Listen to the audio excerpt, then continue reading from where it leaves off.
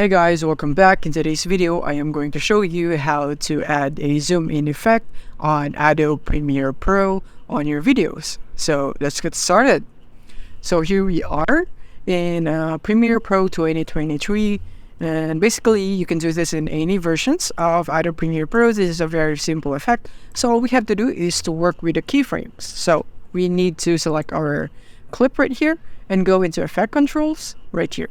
So let's say we want the zoom in effect to begin at the beginning. So make sure that your playhead is at the beginning right here, and then you want to go into the effect controls of that clip right here, and then you want to go for scale, or you could also go for position if you'd want to. You can go for position right here, and we can go, since we already have the keyframes at the beginning right here, so that would mean that at the beginning this would be the value of its scaling and position, and when we want to move it, so we want it zoomed in and we want it to be here at the end to stop zooming in here at the end, and by the end we want the value of scale to be 150, and just like that. As you can see, it's like this.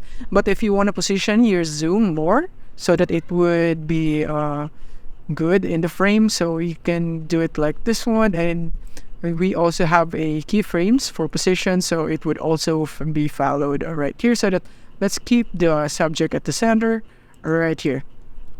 So when you play this, it will be now like this right here. You can notice the value right here, it's still at 100 and 960 right here, but as the video goes on, just like this one, it increases until it reaches the end to the end value that we have set. And as you can see, it's gradually zooming in just like that. And you can do the opposite, you can zoom out by reversing the values. And yeah, that is basically it on how you can do it here in Adobe Premiere Pro. If you have found this video helpful, simply leave a like below or subscribe because it helps me reach more people. See you soon.